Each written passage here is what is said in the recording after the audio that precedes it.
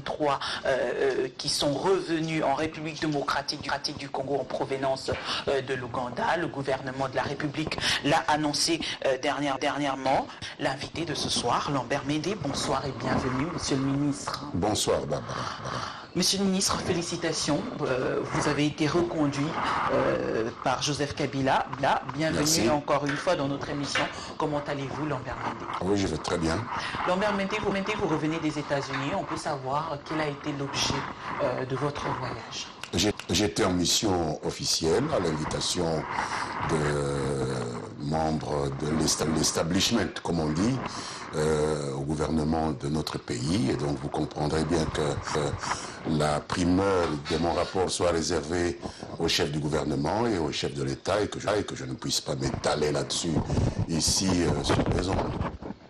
Alors, Lambert Mende, vous êtes allé aux États-Unis d'Amérique, les États-Unis aujourd'hui qui mettaient beaucoup de pression sur le régime Kabila. Aujourd'hui, quelles sont les relations bilatérales entre les États-Unis et la République démocratique du Congo?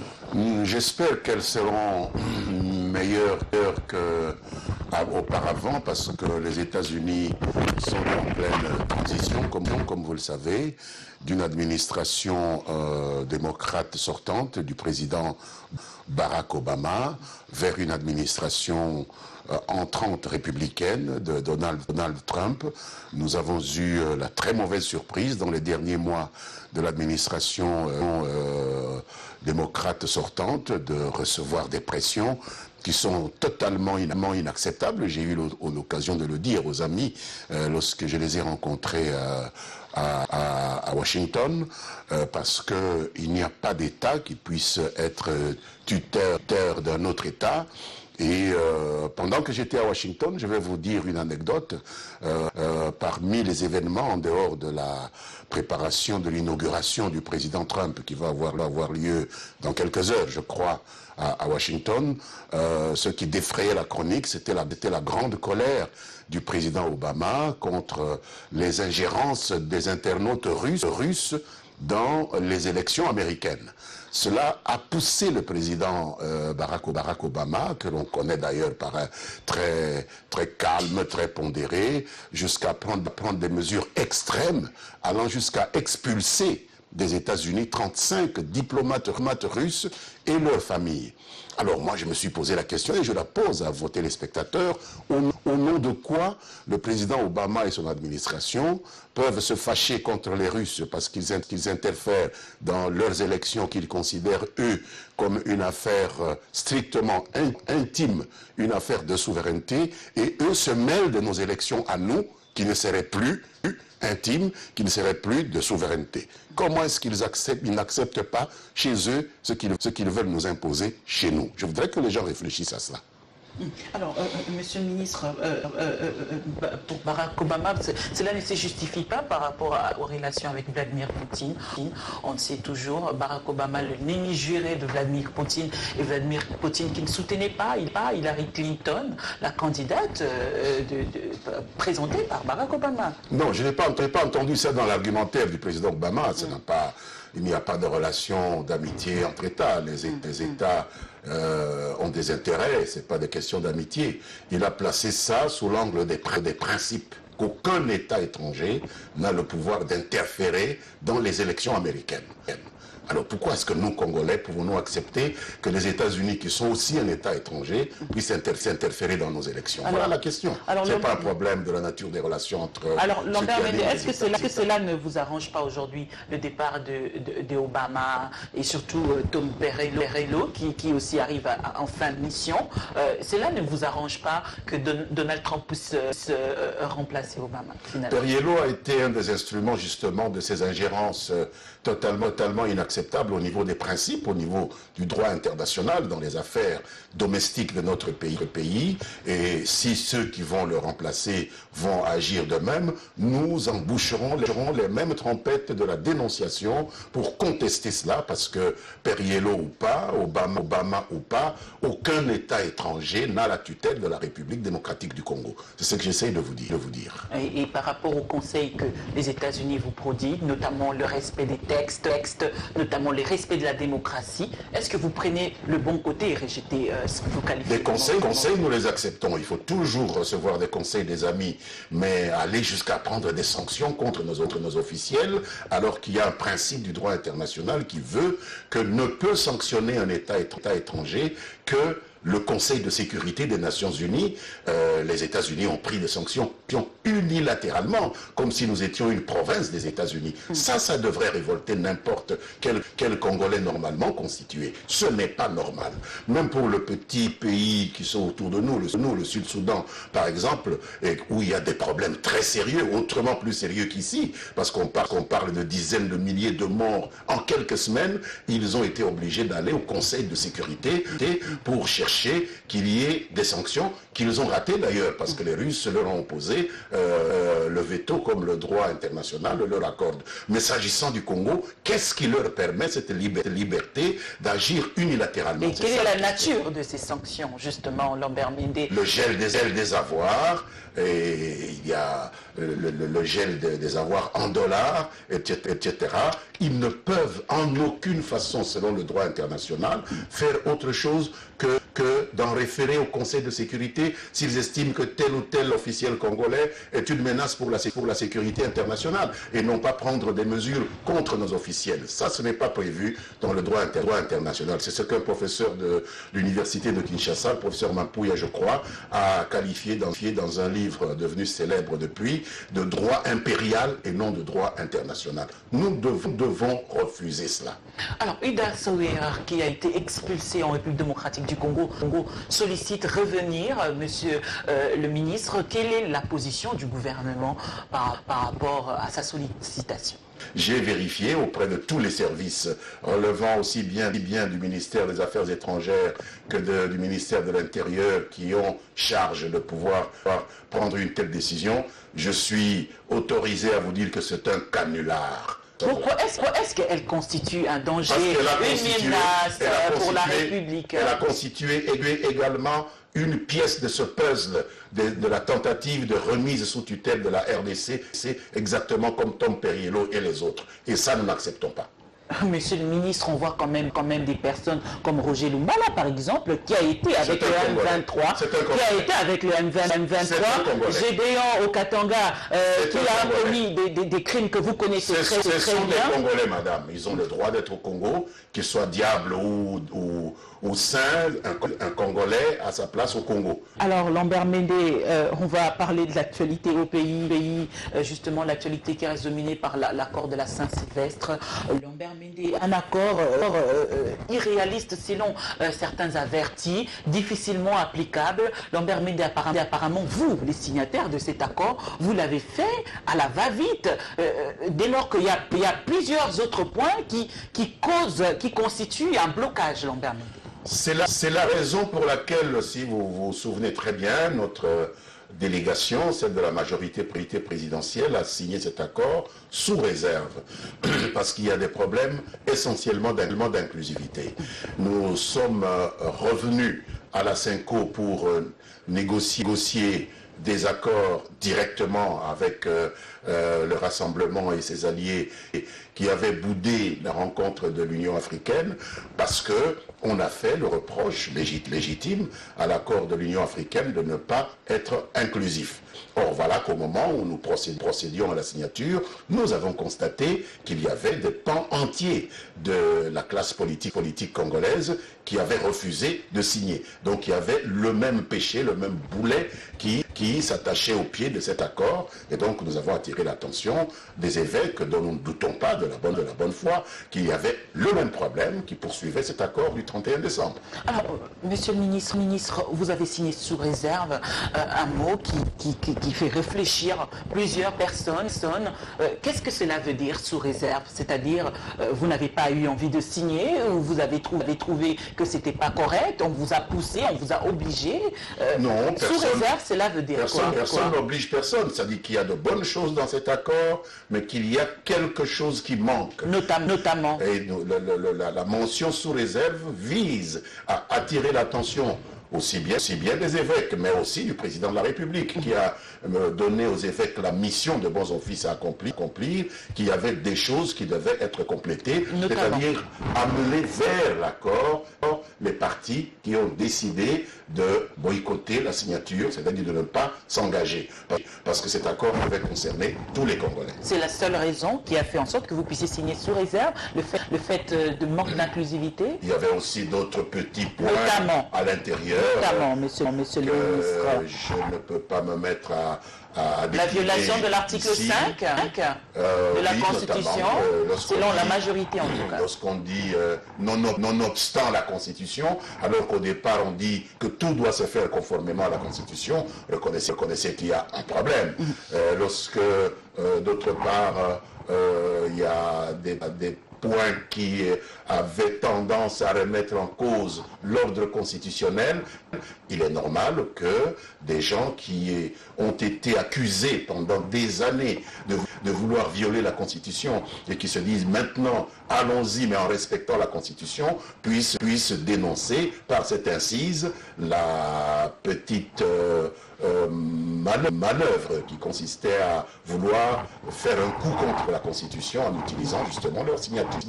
Alors, Lambert Mende, avant d'évoluer, on va faire un petit pas rétrospectif. L'accord du 18 octobre dernier, qu'est-ce qu'il devient? L'accord du 18 octobre a été complété par l'accord du 31 décembre.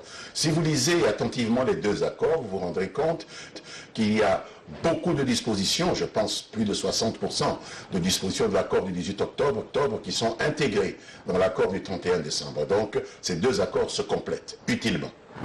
Utilement, on a vu justement dans l'accord du 18 octobre, la primature a été donnée à l'opposition. À l'accord de la Saint-Sylvestre, la primature a été donnée particulièrement au rassemblement de l'opposition.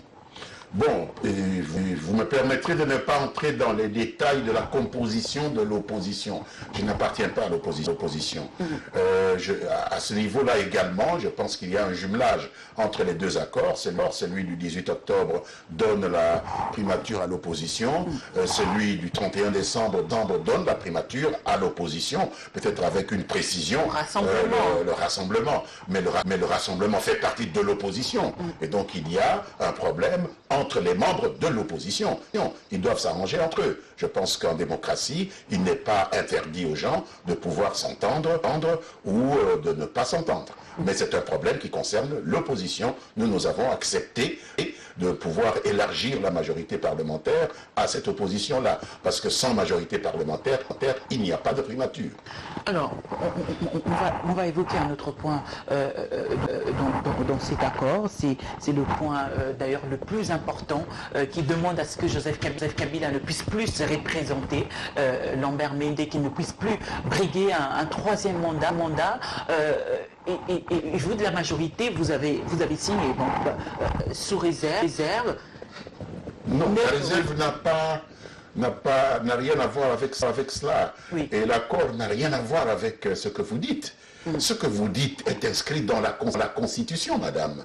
C'est la Constitution qui prévoit qu'on ne peut pas être candidat président de la République 3 fois consécutivement. Nous n'avons fait que rappeler cette disposition de la Constitution. Tout comme l'accord n'a pas eu pour effet de donner au président Kabila l'autorisation, comme j'ai entendu certains de vos confrères, surtout dans les médias étrangers, se répandre en disant qu'on a donné au président par les signataires de l'accord l'autorisation de prolonger ses fonctions jusqu'au 31 décembre, que non. L'accord a simplement rappelé que conformément à la Constitution, le président de la République qui a exercé ces 2 mandats ne peut pas se représenter à un 3e mandat consécutif. 2, le président de la République actuel, quoique ayant effectué ces 2 mandats, reste en fonction tant qu'il n'y aura pas installation du nouveau président de la République élu, point barre. Donc ce n'est pas nous, signataires de l'accord, qui disons cela. Nous avons lu simplement la Constitution. Et c'est ce que nous nous tuons à dire aux gens depuis tout ce temps. sans être écouté malheureusement par une partie de l'opposition. Lambert Mende, le troisième point, c'est lié aux élections, les élections très attendues par le peuple congolais. Lambert Mende, dans l'accord du 18 octobre dernier, il était bien inscrit, là, parce que les experts de la Commission électorale nationale indépendante étaient présents, de l'OIF, etc., d'autres organisations. Mais dans l'accord de la Saint-Sylvestre, on n'a pas vu les experts, ni de la Commission électorale nationale indépendante, non plus d'autres composantes. Mais vous avez conclu qu'il y aura élection en 2017. Pourquoi signer dès lors que vous savez que cela n'est pas réalisable? Je pense que c'est un des défauts de la cuirasse de cet accord du 31 décembre, mais ce n'est pas sans réalisme dans la mesure où les signataires ont ajouté toutefois il y aura des évaluations entre le gouvernement, le Comité national de suivi d'accord, pour que la CENI puisse faire le point et dire si effectivement les choses donc peuvent c'est du juridisme, donc oui. et toutefois, etc. Donc le toutefois vient nuancer cette espèce de folie un peu qui s'est emparée de gens, de croire qu'on peut... Donc ce n'est pas bloqué, ce n'est pas gérer idéologiquement un problème technique. Les élections, l'organisation des élections, madame, sont un problème vraiment technique. Et on a voulu les gérer idéologiquement. Heureusement que tous ont eu la sagesse de pouvoir se ressaisir et de mettre l'incise toutefois en reconnaissant le rôle des techniciens, que sont justement les experts de la Commission électorale nationale indépendante et d'autres structures que vous venez de citer. Alors, on va revenir au dossier Premier ministre donné au rassemblement de l'opposition. Lambert Mende, quelle sera la procédure justement aujourd'hui? Il y a Sami Badibanga qui est Premier ministre et on a donné la primature au rassemblement de l'opposition. Quelle sera la procédure? La procédure est celle que nous sommes en train de négocier maintenant dans l'arrangement particulier. Je ne pourrais pas encore vous la donner parce que nous n'avons pas encore conclu l'arrangement particulier, mais de manière tout à fait schématique, il est évident que la primature n'est pas vacante pour l'instant.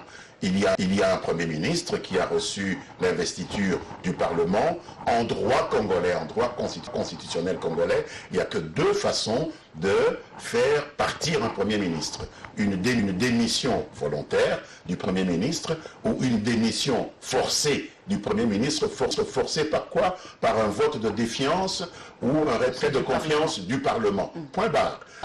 Vous avez parlé dans l'introduction de l'éventualité que le président de la République puisse libérer le poste. Non, cela n'est pas prévu dans la Constitution congolaise. Si le président prenait l'initiative de révoquer le Premier ministre, il s'inscrirait dans une violation de la Constitution qui pourrait même donner lieu à des poursuites pour haute trahison, c'est-à-dire violation de la Constitution. Donc il y a encore une fois de la matière pour des discussions... Excusez-moi. Allez-y. Des discussions entre les composantes de l'opposition. Puisque qui est M. Badibanga? M. Badibanga est un membre de l'opposition. Qui sont les membres du rassemblement? Ce sont des membres de l'opposition. C'est une façon pour eux de pouvoir se mettre ensemble et de trouver une solution à ce problème. Puisque que ce soit le rassemblement, que ce soit M. Badibanga, ce sont des gens de l'opposition. C'est à eux à nous trouver une solution à ce problème. Vous avez parlé de la violation de la Constitution par rapport à la procédure du président de la République, de révoquer le Premier ministre. Mais la Constitution n'a pas prévu non plus qu'un Premier ministre puisse surgir de l'opposition. Lambert Mende n'est pas là aussi une violation de la Constitution. Non, la Constitution dit ceci, vous avez intérêt à bien clarifier les choses pour vos téléspectateurs, que le Premier ministre est nommé par le président de la République au sein de la majorité parlementaire, pas de la majorité présidentielle. La majorité présidentielle est un fait privé. La majorité parlementaire. Le président doit identifier dans le Parlement quels sont les députés qui constituent la majorité. Avec le principe de la mobilité politique, il est possible que des gens de l'opposition puissent se joindre à la majorité et présidentielle et constituer la majorité parlementaire. Donc on n'a pas violé l'article 78 de la Constitution. Alors, Lambert Mende, on reste dans la procédure du nouveau Premier ministre. Le rassemblement a le droit de proposer un seul nom, ou il est obligatoirement prévu qu'il envoie 3 ou 4 noms au président Kabila et que c'est à lui de choisir? Si le rassemblement devait proposer un seul nom, madame, en français, nous n'aurions pas mis le président nomme, et dans la Constitution, on n'aurait pas mis le président nomme. On aurait dit le président investit le Premier ministre désigné par l'opposition, comme c'est le cas pour les gouverneurs de province. Il y a un exemple que tout le monde connaît. Lorsque des députés provinciaux élisent un gouverneur de province, le président est obligé d'investir ce gouverneur-là. Donc l'Assemblée provinciale présente au président un seul nom, c'est ça la Constitution. Et le président n'a pas le pouvoir d'aller chercher ailleurs, de dire celui-là ne me plaît pas, il n'est pas question que je le nomme. Or, la Constitution reconnaît au président un pouvoir d'initiative. C'est pourquoi il est dit dans l'accord que c'est conformément à l'article 78, l'opposition qui... L'essentiel, c'est que le Premier ministre provienne de l'opposition. Mais rassemblement, dans l'accord de l'opposition barre rassemblement. Mais il n'est pas prévu que l'opposition barre rassemblement nomme un Premier ministre que le président investit. Propose un nom. Propose, pas un nom, pas qu'un nom. Puisque proposer un nom, c'est l'investiture simplement. Vous réduisez donc les pouvoirs du président. Ce n'est plus une nomination. Le président n'a plus d'initiative. Or, la Constitution reconnaît au président l'initiative. Les négociateurs ont voulu maintenir ce droit d'initiative du président parce qu'on n'a pas voulu s'écarter de la Constitution. D'où l'idée qu'il fallait présenter un certain nombre de Congolais membres du rassemblement par le rassemblement pour que le président... Combien à peu près, Lambert Méndé? Pour nous, nous avons demandé 7 noms. Eux, ils estiment qu'il faut un seul nom. Je ne pense pas que ce soit sage de leur part de vouloir s'imposer au président. Ils peuvent trouver que la liste est trop longue et peut-être proposer une liste beaucoup plus courte, mais ça c'est un débat que nous avons, nous sommes en train d'avoir au cours de cette discussion à la Synco. Mais même les évêques ont estimé qu'on ne peut pas imposer au président un seul nom. Ce n'est pas constitutionnel. Mais qu'est-ce qui va arriver, Lambert Méndé, finalement? Est-ce que ce point, qui est l'un des points importants, majeurs de l'accord, ne va pas constituer un blocage? Puisqu'aujourd'hui, les choses, apparemment, n'avancent pas. S'ils ont vraiment envie d'avoir un Premier ministre, il va falloir qu'ils respectent la Constitution qui reconnaît au président le pouvoir de choisir parmi leurs membres. Je ne pense pas qu'au sein de leur parti ou de leur rassemblement, il n'y a qu'une seule personne, à moins d'avoir trompé les Congolais, qu'il y a seulement des ploucs et une seule personne qui vaille la peine. Donc ils peuvent présenter une liste de gens. Et en dépit de la Constitution, leur propre militant. En dépit de la Constitution, que dit l'accord, Lambert Méndé, par rapport à la proposition du Premier ministre? L'accord dit que c'est conformément à l'article 78. Le président nomme parmi les personnes présentées par l'opposition par rassemblement. Donc ils sont dans l'obligation de présenter 7 noms ou 3 noms, par exemple, et tout. Un certain nombre de noms. Nous ne sommes pas encore, nous avons fait des propositions. Eux, ils estiment que c'est un, mais je pense que ça c'est en dehors de l'accord. Mais maintenant, sur le nombre des noms à présenter, nous allons sûrement trouver une moyenne mesure. Puisque c'est Félix Tshisekedi qui est cité à l'UDPS. Je ne suis pas autorisé à commencer à disserter sur les noms de gens et je me prive vraiment de parler de ce débat puisque je ne suis ni le président de la République ni le Rassemblement. Sincèrement, épargnez-moi ce débat-là. Mais une petite question de curiosité, Lambert Méndé, accepteriez-vous, voyez-vous être porte-parole d'un gouvernement dirigé par Félix Tshisekedi, par exemple, un membre de l'UDPS? Ce n'est pas mon problème aujourd'hui, ce n'est pas mon propos, parce qu'aucune présentation de nom n'a été faite au président, donc je ne voudrais pas élaborer sur des supputations. Nous n'avons encore reçu aucune proposition. Alors, par rapport au ministère, Lambert Méndé, combien des postes, et ceux-là seront répartis combien, comment? Il y a un débat, nous estimons que la nomenclature telle qu'elle se présente dans le gouvernement Badibanga reflète bien l'état de la situation maintenant, la nécessité d'élargir la participation de forces politiques qui ont participé aussi bien aux négociations de la Cité de l'Union africaine que celles qui sont à la Cinco. Il y a une soixantaine de ministères. D'autres estiment au niveau du rassemblement qu'il faut s'arrêter à 46. Je pense que nous sommes aussi en train de rechercher une moyenne mesure pour arriver à favoriser la représentation nationale ainsi que l'inclusivité, parce que c'est une notion qui nous a poursuivis après l'accord du 18 octobre et nous ne voulons pas être pris en défaut de non-inclusivité à cause d'un nombre trop réduit. Après tout, nous avons 26 provinces et nous avons autant de forces politiques qui voudraient faire partie de cet exécutif qui va pouvoir accompagner les préparatifs électoraux. Notamment le M23 qui réclame aussi, on va en parler tout à l'heure. Lambert Méndé, je voudrais d'abord qu'on évolue avec le dossier accord. Lambert Méndé et le conseil, la commission de suivi de l'application de l'accord sera dirigée par l'opposition, c'est bien cela? Le Conseil national de suivi de l'accord. Oui. Oui. Sera dirigé par l'opposition. Ce qui a été décidé, exact. Avec la majorité, la société civile ensuite. Ah oui. Nous sommes en train de discuter maintenant de la composition du bureau de ce conseil. 3 vice-présidents, un questeur que nous avons déjà décidé de confier à la société civile. Il y aura un rapporteur, il y aura le reste des membres, mais la discussion n'a pas encore pris fin. Et le président de ce conseil a été déjà désigné au préalable. Oui, c'est le président du conseil des sages du rassemblement. Oui. Alors, Lambert Méndé, aujourd'hui les évêques ont promis un plan B au cas où les discussions dépassaient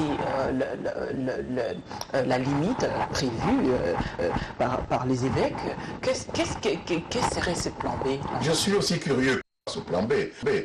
Si vous avez quelques ingrédients, vous pouvez me les donner, mais en dehors de la Constitution, je ne vois pas quel plan peut marcher.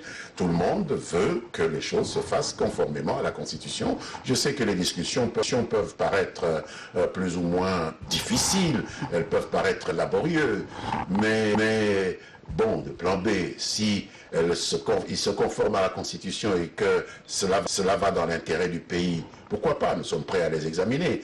Mais si c'est en dehors de la Constitution, vous comprendrez qu'il s'agirait d'un coup et que tout Congolais serait fondé à s'opposer. Mais ne parlons pas de choses que nous ne connaissons pas encore. Et si c'est l'article 64 et que les évêques seraient tirés, par exemple, au regard du constat de la non-volonté politique. Mais je puis vous rappeler que le pays a été gouverné jusqu'à présent sans les évêques.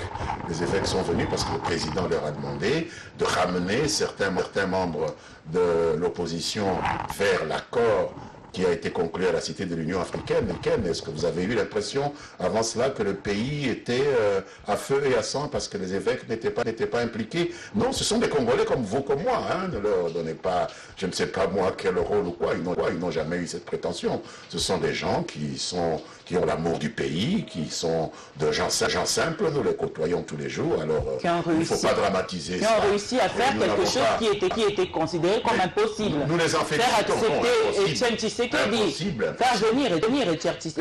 Faire venir Étienne Tshisekedi à la table de négociation. Faire venir si il y avait des Américains, des Belges et des Français.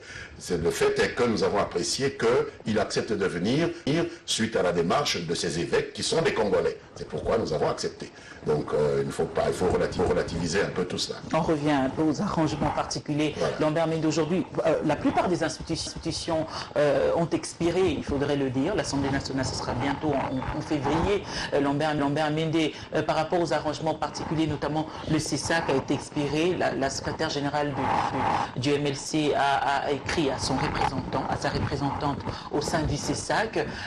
Lambert Méndé, pensez-vous que c'est là la procédure ou quand même il doit avoir de l'ordre dans ces différentes procédures-là, des différents partis politiques qui écrivent à leurs différents représentants dans des institutions, dans des différentes structures? Je ne suis pas au courant que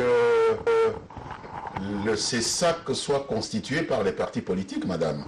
Le CESAC, c'est le Conseil supérieur de l'audiovisuel et de la communication, qui est constitué par des professionnels du secteur, c'est-à-dire vous, les journalistes, par l'Assemblée nationale comme corps par le Sénat comme corps institutionnel de l'État, le président de la République comme institution de l'État. Je ne vois pas des partis politiques au Mais sein du CESAC. justement, la secrétaire générale du MLC, qui est juriste comme vous, justement, a écrit à Madame Magui Kinkela, ça représente, elle dit ceci, que le poste revient au MLC. C'est faux, c'est une erreur, donc elle se trompe. Elle a écrit une lettre.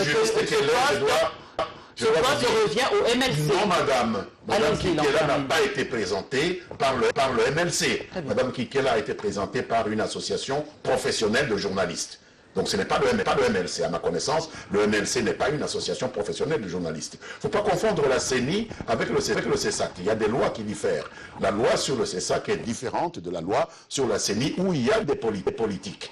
Mais dans le CESAC, c'est des professionnels et des institutions. Il n'y a pas de politique là-dedans. C'est complètement faux. Donc, Mme Kinkela doit se sentir à l'aise. Ce n'est pas un parti politique qui est là-bas. On peut être dans un parti politique, mais c'est comme journaliste qu'elle a été envoyée par une association de journalistes. Très bien. Lambert Mende, et par rapport à la Commission électorale nationale indépendante, justement, les membres de ces différents partis politiques se trouvent déjà dedans. Ils deviennent experts peu à peu, bien évidemment, puisque en restant là, ils savent déjà comment manier les choses. Vu les temps, est-ce nécessaire justement de récuser les représentants de ces différents partis politiques qui sont à la Commission électorale nationale indépendante? Non, nous avons trouvé justement une moyenne mesure. Il y en a qui souhaitaient effectivement faire une sorte de ras-le-bol au niveau de la CENI. Ils n'ont pas été suivis parce que la décision finale a été que seuls les partis politiques, les composantes qui souhaitaient changer leurs membres pouvaient le faire. Et en fin de compte, on a constaté que seuls certains partis de l'opposition qui souhaitaient changer leurs membres pouvaient le faire, conformément à la loi.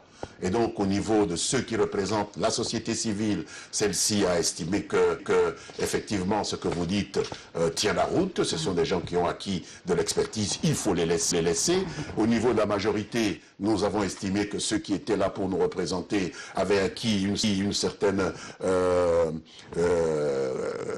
expertise et qu'il faut les laisser. Il n'y a que dans l'opposition qu'il y a un problème, mais encore faut-il respecter les dispositions de la loi qui ne prévoit pas qu'un parti puisse retirer son membre au sein. Quelle est la procédure?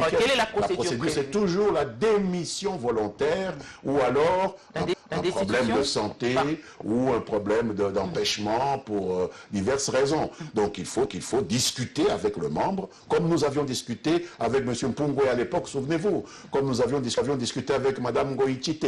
Souvenez-vous, nous ne l'avons pas retirée de notre propre force. C'est elle-même qui a démissionné. À partir de ce moment-là, nous avions pu la remplacer. Donc c'est comme ça que cela se passe conformément à la loi. Alors, parmi les problèmes qui bloquent l'accord, c'est la non-inclusivité. Lambert Mende, aujourd'hui, une grande partie des signataires de l'accord du 18 résistent encore et refusent de signer. Hier, ils étaient aperçus à la Senco. Est-ce qu'ils vont signer? Seront-ils obligés de signer, Lambert Mende? Si M. Badibanga, qui est l'actuel Premier ministre, ne signe pas, il refuse de signer, qu'est-ce qui va arriver? Il est obligé de signer. S'il ne signe pas, il y a un problème. C'est pour cela que nous avons signé avec réserve, parce que nous avons constaté que des pans entiers de la classe politique ne... José Makila, Sami Badibanga, Jean-Lucien Boussa et les autres. C'est important de tenir compte de leur point de vue. Il faut visiter les raisons pour lesquelles ils refusent de signer et les amener à signer. Ce n'est pas notre responsabilité. Nous sommes une partie prenante comme eux. Nous avons demandé aux évêques, nous avons demandé au président de la République qui a initié ces contacts directs de pouvoir voir avec eux les raisons pour lesquelles ils ont refusé de signer. Eux et le Front pour le respect de la démocratie. Aux dernières nouvelles, le Front pour le respect de la démocratie a signé, mais il reste cette partie très importante dont on peut dire même qu'elle détient même la clé du problème, parce qu'un Premier ministre qui ne démissionne pas, qui a toujours la confiance du Parlement, parce que madame, laissez-moi vous dire que depuis Patrice Lumumba, Nous n'avons jamais connu un gouvernement qui ait été élu, qui ait été investi avec une majorité aussi confortable à l'Assemblée nationale que le gouvernement de Badibanga. Même Lumumba a eu des votes négatifs. Badibanga n'a eu aucun vote négatif. Donc c'est un travail de persuasion que ceux qui voudraient voir M. Badibanga céder la place doivent faire au niveau de l'Assemblée et au niveau de M. Badibanga. Il ne faut pas minimiser cela. Lambert Mende, il ne faut pas minimiser cela, justement, puisque aujourd'hui, le problème que pose l'application de l'accord s'est traduit par le manque de volonté politique. Aujourd'hui aussi, il faudrait dire que le problème qui bloque, c'est le fait que les non-signataires de l'accord du 31 refusent de signer cet accord. Mais il faut leur poser la question, moi je n'en fais pas partie. C'est ça le problème qui bloque aussi l'application de l'accord. Ben, je n'en fais pas partie, il faut leur poser la question. Nous sommes en démocratie. Est-ce qu'il y a un problème? Les gens peuvent avoir des opinions. Après tout, nous avons eu un accord du 18 octobre. Il y avait des gens qui ont refusé de signer. On ne leur a pas fait grief. Le blocage qu'il y a pour l'application de l'accord, oui, c'est aussi le manque d'inclusivité, c'est bien cela. Mais c'est le manque d'inclusivité. C'est ça le vrai problème. Le grand problème, il est là. Il faut absolument arriver à rendre cet accord inclusif. Sinon, les mêmes causes vont produire les mêmes effets. C'est ça le problème. Alors, Lambert Mende, dernier point, toujours dans l'accord des crispations, des télévisions d'ailleurs, ouverture même des télévisions fermées. Lambert Mende, quelle serait la procédure? Quelles sont les chaînes ouvrables et non ouvrables? La RLTV fait partie aussi de ces chaînes-là. Vous savez, il ne faut pas individualiser les choses. Il y en a qui m'ont approché pour attirer mon attention sur leur situation. J'ai résolu un cas hier, une chaîne qui a été ouverte parce qu'elle a été fermée par mesure conservatoire d'autorité locale. RCO, qui est à l'intérieur du pays. Nous l'avons ouverte parce que ça remplit les conditions. S'il y a d'autres chaînes, elles doivent me saisir également, puisque je ne suis pas obligé de savoir ce que les autorités locales et administratives qui ont compétence d'interrompre certains programmes pour des raisons d'ordre public ou de sécurité peuvent prendre comme décision. Donc les personnes qui sont lésées par ces décisions en exécution de cette disposition de l'accord du 31 décembre doivent me saisir. Et ces décisions doivent être transmises aussi. Et à partir de ce moment-là, non, les décisions n'ont pas à être transmises. Ce sont des problèmes qui sont internes. Un gouverneur prend une décision. C'est une décision d'ordre public. On peut attaquer une décision d'un gouverneur, pas devant moi, devant la cour d'appel du lieu. Donc il faut que les gens connaissent un peu le droit. Et donc s'ils n'ont pas attaqué cette décision et que la cour d'appel ne l'a pas annulée, maintenant ils peuvent profiter justement de cette disposition de l'accord du 31 décembre pour me saisir. Mais croire que parce que nous avons pris cette décision, automatiquement, moi je vais devenir un ordinateur qui sait qu'à Kasumbalesa, l'administrateur a interdit une radio et qu'il faut l'ouvrir. Non, il faut saisir le ministère et à ce moment-là, nous vérifions si ce n'est pas une affaire judiciaire, nous prenons la décision d'ouvrir. Décrispation, toujours Lambert Mende, les prisonniers politiques cités, quels sont leurs sorts aujourd'hui? Mais on a cité 7 cas. Pour 4 d'entre eux, le problème a été déjà résolu par la commission des magistrats. Il y en a même un, M. Lumbala, qui est de retour dans le pays. Il y en a un autre, M. Monidela, qui est en voie de libération. Mais on trouve que c'est un peu lent, la procédure. Mais vous savez, on n'entre pas dans une prison comme dans un marché et on n'en sort pas comme d'un marché. Il faut que l'ordre puisse arriver du ministre de la Justice qui exécute cette décision au procureur général de la République, qui va répercuter au procureur général du lieu, qui va répercuter au procureur de la République jusqu'à celui qui gère la prison. Ça prend un peu de temps. Donc M. Monidela, on peut le considérer comme quelqu'un qui est virtuellement déjà libre. Ensuite, il y a les 2 autres, M. Mboussa Nyamwisi et un 4e, qui, s'ils ne sont pas revenus, c'est de leur propre volonté. On ne nous a pas demandé de payer des billets en plus. Et les cas privés. M. Lumbala a payé son billet, il est revenu. Le cas privé. Les cas privés. Ceux qui ont des problèmes, qui ont préjudicié les privés, la commission des magistrats a estimé qu'elle ne pouvait pas interférer dans des droits des privés. Seuls ceux qui ont préjudicié l'État ont eu facile à voir les problèmes être réglés. Et là, les évêques ont dit qu'ils prenaient les choses en main. J'imagine que les évêques vont peut-être négocier avec les privés qui ont déposé plainte contre eux. C'est le cas de M. Katumbi, c'est le cas de M. Mouyambo. C'est comme ça un État de droit. Qu'est-ce que vous voulez que nous y fassions? Alors, Lambert Mende, on va parler du M23. Pour conclure, Lambert Mende, vous avez annoncé dans votre compte Twitter, vous avez confirmé la présence du M23 avec des armes en provenance de l'Ouganda. Lambert Mende, pouvons-nous en connaître un peu plus? En connaître un peu plus, on a présenté, je pense, une vingtaine de ces malfrats à Goma, pas plus tard qu'avant-hier, avec 22 armes qu'ils portaient par devers eux. Ils ont reconnu, effectivement, faire partie d'un groupe de plus de 350 éléments qui sont entrés en 2 colonnes en République démocratique du Congo. Les interrogatoires continuent et les recherches également, ainsi qu'une surveillance plus étroite à nos frontières. Il y a certains d'entre eux qui réclament justement faire partie de l'accord de la Saint-Sylvestre.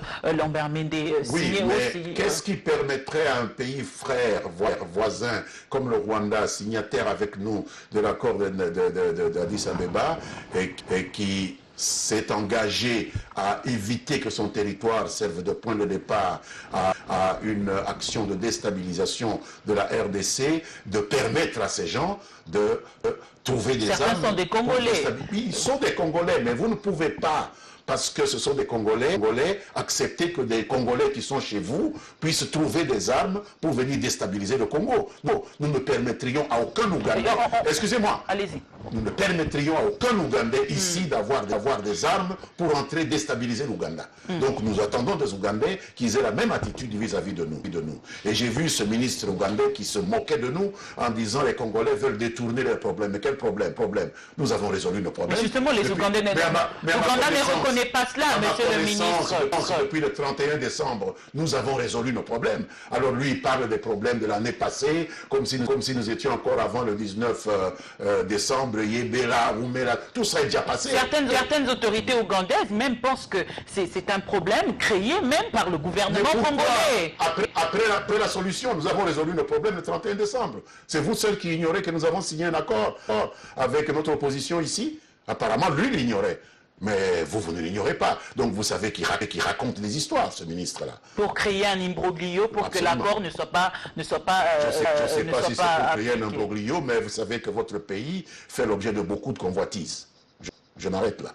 Alors, Lambert Mende, c'est un 23 en dépit, au-delà du fait qu'il puisse avoir des armes, c'est des Congolais qui réclament aussi être signé l'accord de la Saint-Sylvestre. Ils ne peuvent pas venir signer un accord avec des armes et en tuant des Congolais. Ça, nous ne pouvons pas l'accepter et vous non plus, vous ne pouvez pas encourager ça. Lambert Mende, on va finir avec la mise en place dernièrement de la centrale électorale au sein de la majorité présidentielle. Lambert Mende, est-ce une façon pour vous de montrer votre volonté politique, votre bonne volonté d'organiser des élections, dès lors qu'une opinion pense que c'est le cadet de soucis de la majorité présidentielle? Jusque-là, aucun dauphin, jusque-là, vous n'avez pas aligné des candidats. Lambert Mende, quel est le sens de l'existence de cette centrale électorale? Mais pour préparer des élections, madame, on n'a pas besoin d'avoir des candidats.